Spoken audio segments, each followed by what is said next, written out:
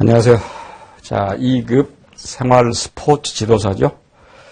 자, 국민체육진흥공단에서 실시한 자격증이기 때문에, 소위 이제 우리 여러분들 자격증을 말하면은 국가 자격이냐, 혹은 민간 자격이냐, 이렇게 나누잖아요. 국가 자격입니다. 그러니까 공인 자격이다라고 이제 볼 수 있는데, 자, 그 생활 스포츠 지도사 중에서 제가 맡은 과목이 스포츠 윤리입니다. 요즘 스포츠 윤리가 상당히 그 지도사 자격증의 중요한 이유는 아마도 그 스포츠로 인하여 불법 도박을 한다든지 여러 가지 부분이 있기 때문에 아무래도 이제 스포츠 윤리 파트가 조금 더 뜨고 있다, 아니 또 강조된다라고 볼 수 있습니다. 자, 그런 맥락에서 여러분들 스포츠 윤리 파트는 조금 신경을 써서 말 그대로 윤리이기 때문에 좀 신경을 써야 될 필요가 있다라고 보겠습니다. 자, 본문으로 들어가 보겠습니다. 제1장 스포츠와 윤리라고 해서 스포츠의 윤리적 기초. 우선은 윤리라는 용어, 도덕이라는 용어, 또 선이란 어떤 의미냐라는 것인데, 사실 우리 윤리 도덕은 거의 구분 없이 쓰고 있어요. 우리가 그렇게 이야기하잖아요. 야, 너의 도덕관이 그래. 너 왜 윤리관이 잘못됐어? 이렇게 이야기하잖아요. 물론 엄격히 구분하기는 그렇습니다. 그런데 영어는 구분이 돼요. 영어는 도덕 그러면은 모랄이라고 그러고, 윤리 그러면 ethics라 그럽니다. 특히 여러분들 뒤에가 TIC 해가지고 ethics, 그 TIC가 붙으면 학문입니다. 학문이기 때문에 우리가 어떻게 얘기를 해야 되냐라고 하면은, 문제는 학문은 뭡니까? 학문은 이론적인 것입니다. 그래서 우리 이렇게 생각하면 돼요. 윤리는 이론적인 것, 도덕은 실천적인 것, 이렇게 보면 됩니다. 그러니까 뭐 윤리가 어쩌네, 도덕가 어쩌네 라는 것을 정확하게 구분하자면, 포스에서 도덕은 맨 위에 뭐라고 되냐면 개인의 심성 또는 덕행으로 모든 사람에게 공통적인 규범과 도리라 했잖아요. 마땅히 해야 될 도리. 이렇게 했잖아요. 마땅히 해야 될 도리. 그래가지고 특히 세 번째 줄에 도덕이 자기 완성을 위한 규범이라면, 윤리는 인간관계에서 합당하게 행동함. 이게 도덕이 규범이다. 그럼 윤리는 실천이다. 또 이렇게도 말하죠. 윤리, 도덕 윤리를 이야기할 때 이 맥락에서 보면 보세요. 자기 완성을 위한 규범, 도덕. 윤리는 인간관계에서 합당하게 행동함, 행동. 그러니까 이론적이냐 실천적이냐. 우리 초등학교하고 여러분들 초등학교, 아마도 중학교까지는 도덕 과목이라고 했을 겁니다. 아마도. 그런데 고등학교를 딱 넘어가니까 윤리라고 나오잖아요. 그건 왜 그럴까? 어떤 맥락에서는 그 과목명을 정할 때 얼마나 중요하게 여겼겠습니까? 그 교육과정이랄지 교과서를 만든 사람들 입장에서는. 그러니까 거기서 딱 우리 보면 유추하면 돼요. 도덕은 규범, 윤리는 행위, 행동. 그러니까 초등학교 정도의 그 저학년에서는 일단 도덕이라는 이론적인 걸 알아야 돼. 그 다음에 고등학교 들어가서는 실천을 해야 돼. 그러니까 도덕이 되는 것이고 윤리가 되는 것이에요. 그렇게 이해하면 조금 쉽습니다. 그래서 즉 도덕이 개인의 내면에 관한 학문이라면, 그러니까 이론적이라면 그 말이죠. 윤리는 올바른 인간관계에 대한 학문, 이거 실천적인 것이다. 그러니까 우리는 이걸 거의 구분 없이 쓰고 있습니다만 또 그렇게 얘기를 해요. 자, 이제는 선입니다. 선은 또 다르죠. 선은 여러분 도덕은 모랄, 윤리는 ethics. 그럼 선은 뭐라 그럽니까? 영어로? 선은 굿이라고 합니다. 굿, G-O-O-D, 굿 그래, 굿. 여러분들 굿스 그러면은 물건이 됩니다. 복수로 하면은 G-O-O-D 그러면 굿. 그러면은 선이죠. 자, 도덕적 실천의 기본이 되는 가치, 이제 가치적인 부분에, 이제 가치라는 것은 객관성이 없는 것입니다. 가치는 과학이랄지 이성이랄지 뭐 합리랄지 이런 말 다 과학적인 그런 표현들인데, 이 선이라는 것은 가치 가치이기 때문에 가치라는 것은 객관성이 없어요. 그러니까 어떤 곳에서는 선이고 어떤 곳에는 악이 될 수 있는 것이에요. 그러니까 여러분들 어떤 문화 같은 문화적인 가치를 보면은 우리나라에서는 정말 잘못된 것인데 미국 같은 데서는 그렇지 않다. 예를 들어서 우리가 대통령을 만납니다. 대통령을 만나는데 앉아서 다리 꼬고 있으면 굉장히 우리 소위 말하면 뭐라 그럽니까? 버르장머리 없다 그러잖아요. 근데 미국 어쩝니까? 대통령하고 이야기하다 다리 꼬고 있어요. 그게 문화적인 가치로서 가치니까. 근데 그것이 선이 될 수 있고 악이 될 수 있다. 그래서 선이라는 것은 선이란 일반적으로 좋은 것, 뛰어난 것, 훌륭한 것을 이뜻한다. 따라서 선은 사물, 인간, 상황에 관한 것이다. 그러니까 가치적인 부분이 포함되어 있다. 도덕의 실천이지만 자 그렇게 얘기를 하고 예를 들어서 한번 볼까요? 쓰러져 있는 할머니를 그냥 지나쳤다. 해서 도움을 주지 않고 그냥 지나친 것은 중대한 법의 위반은 아니다. 그렇죠. 위법은 아니야. 착하지 않은 행위지 이것이. 실제 쓰러져 있는 할머니를 그냥 지나친 것은 뭐 좋게 말하면 아주 개인주의에 근거한 것입니다. 그런데 우리 동양적인 또 가치로 말하면 어쩝니까? 몰인정하네. 이렇게 갈 거 아니에요. 그래서 도움을 주지 않고 그냥 지나친 건 중대한 법의 위반은 아니죠. 그러나 행위자 스스로의 도덕적 가치가 없다. 가치 문제지 이것은.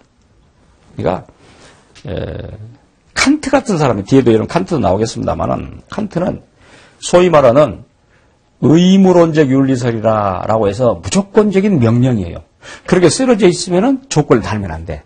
무조건 구해줘야 돼. 구해주지 않으면 그건 잘못된 것이야.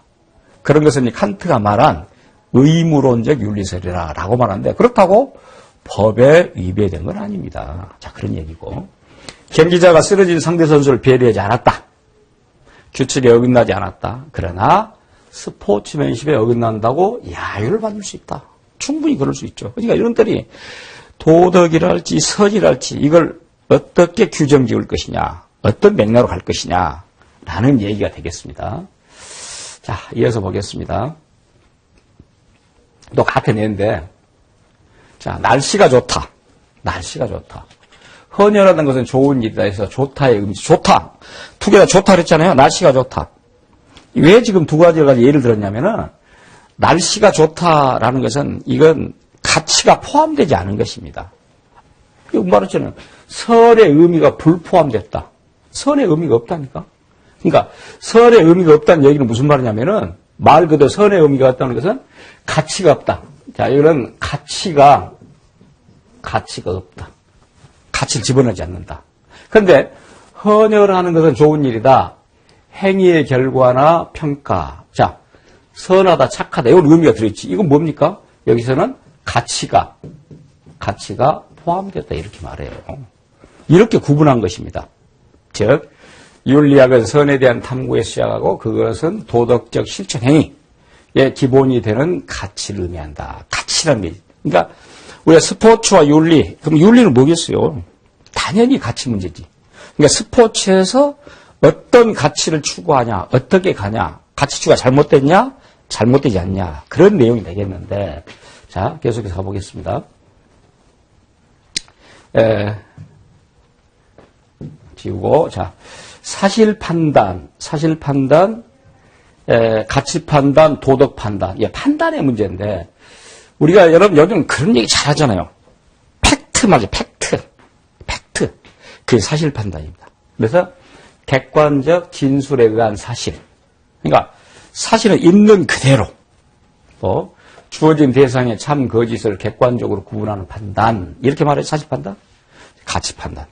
가치라는 것은 이제 다분히 사실 판단은 객관적이다 그러면 가치 판단은 주관적입니다. 그래서 개인의 가치관에 따라 판단의 결과가 달라질 수 있는 것. 그렇죠. 내가 볼 때 그것은 내 가치로 볼 때는 옳은 가치가 아니야. 그러면 안 하는 것이야. 그러나 다른 사람이 볼 때는 그 사람이 볼 때는 자기가 또 생각할 때 옳은 가치야. 그러면 하는 것이에요. 그러니까 그 사람의 가치가 어떻게 형성됐냐에 따라서 달라진 것이다 말이지. 그러니까 그것은 사실 판단과 다른 것이고 도덕 판단은 뭐니까 선이 개입돼. 착함이.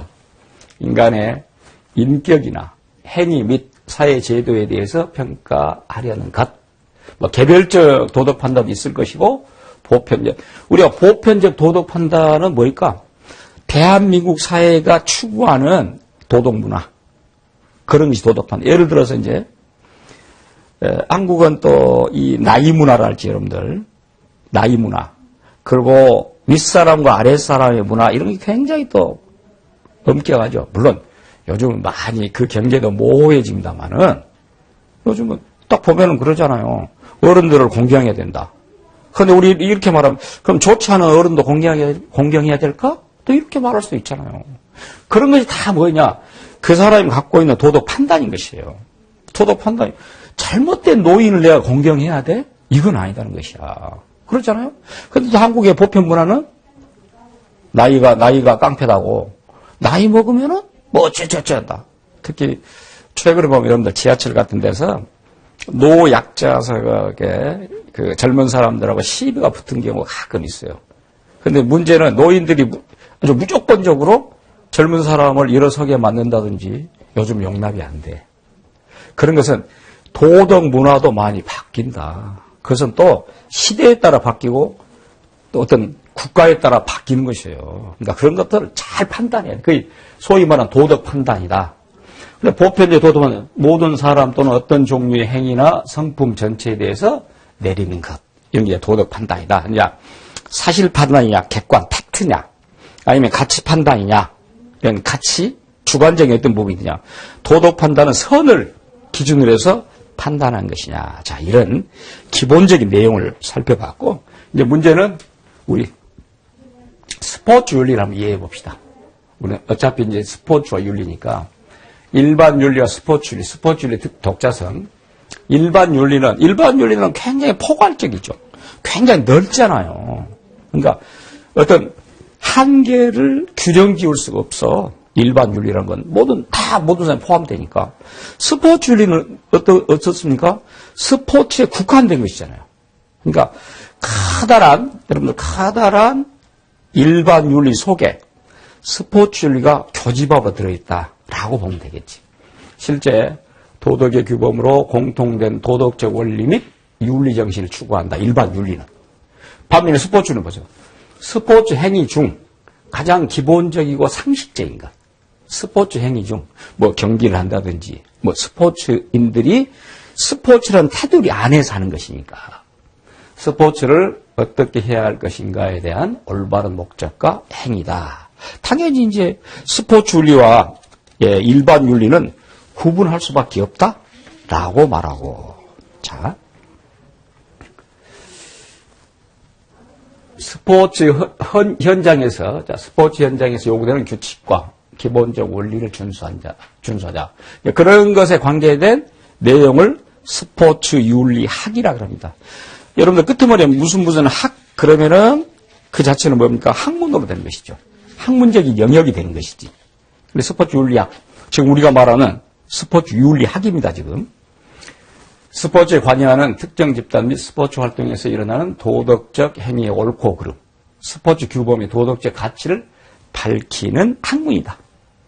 이것은 이제 따로 떼서 스포츠의 부분에서 따로 떼서 말하니까 스포츠 윤리의 독자성이 되게 따로 떼서 가는 것이니까. 자, 경쟁의 도덕적 조건과 가치 있는 승리. 굉장히 어떤 맥락에서는 스포츠에서는 중요한 얘기 아닙니까? 자, 경쟁의 도덕적 조건. 거기에다가 가치 있는 승리. 우리가 이런 얘기 잘 하잖아요. 젖잘 사람 말 중에 젖잘싸. 졌지만 잘 싸웠다. 거기 속에는 뭐가 포함되어 있습니까? 아주 공정하게 페어플레이를 했단 말이 들어있어요, 거기에. 그러니까 비겁한 승리보다 깨끗한 패배가 낫다 그러잖아요. 그건 비단 스포츠만 그런 거 아니에요. 정치 시즌을 맞이해서 정치도 마찬가지예요. 정치도 비겁하게 승리를 쟁취한 것보다는 차라리 아주 깨끗하게 패배한 게 낫다. 그런데 여러분들, 또 우리 정치와 전쟁은 2등은 패배입니다. 정치와 전쟁은. 그러니까 1등을 하려고 그래서 우리가 뭐 네거티브를 하니 어쩌니 하지 말자 어쩌자 그러잖아요. 그건 안 돼. 제가 볼 때 스포츠는 사실 네거티브 할 것이 없어. 왜 그럽니까? 몸으로 보여줘야 되니까. 스포츠 말로 한 거 아니잖아요.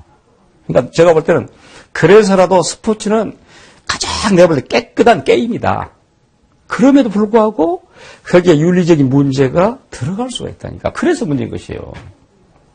비도덕적 행위의 유형과 공정성의 조건을 제시하는 스포츠 윤리가 갖고 있는 스포츠를 통한 도덕적 자질과 인격의 함양, 스포츠 행위의 궁극적 목적과 교육적, 문화적 가치를 탐색하자. 지금 스포츠 윤리학은 독자성입니다. 스포츠의 도덕적 가치 옹호, 정당성학. 자, 끄트머리가 이제 잘 돼 있잖아요. 스포츠맨십, 우리가 말하는 스포츠맨십, 또 페어플레이 등. 그러니까 스포츠맨십이라는 건 페어플레이가 같이 포함된 거지 않습니까? 페어플레이를 한 것이 스포츠맨십이에요. 그러니까 제가 말했잖아요. 갖은 반칙을 해가면서 어떻게든 이기려고 한다. 그건 진정한 스포츠맨십, 진정한 페어플레이가 아니다. 스포츠 윤리에서 어긋난 일이다라고 볼 수 있잖아요. 자, 등 같은 스포츠 윤리 규범의 확산과 공동체 삶의 변화다라고 볼 수 있고, 이제 뭐 응용 윤리학이라, 이제 그 말은 지금 스포츠 윤리라는 부분이 응용 윤리학이다 그런 얘기거든요. 지금 이 말은 응용 윤리학이다라는 것인데, 자 그러면은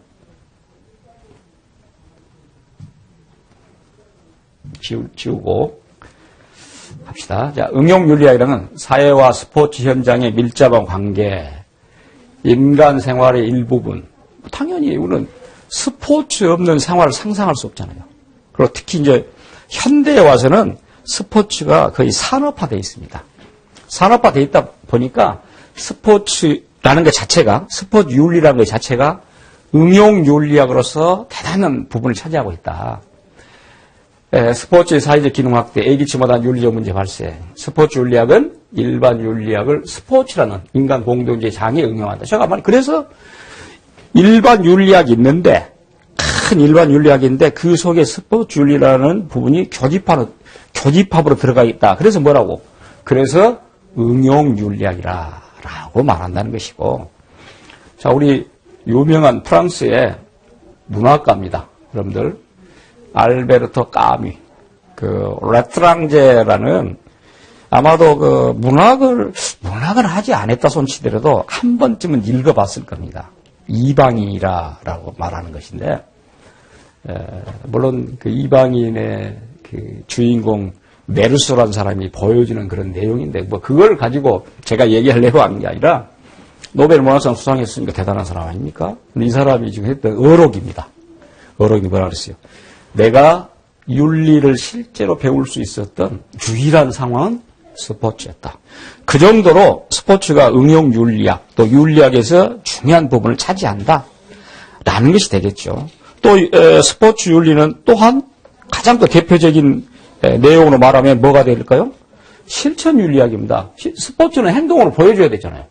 그러니까 스포츠를 우리가 이름하여 실천 윤리학이라고 말하는데, 까미가 말했네요. 내가 윤리를 실제로 배울 수 있었던 유일한 상황 스포츠 아까 말했죠? 고대 그리스 아테네의 철학자인 아리스토텔레스. 윤리학을 학문으로 정립한 최초의 사상가. 그렇습니다. 아리스토텔레스는 여러분들 소크라테스, 그리스의 히락, 그리스의 3대 철인 그러면은 소크라테스. 그 제자가 플라톤의 제자가 아리스토텔레스. 실제 그 사람은 스승 제자가 아닙니다.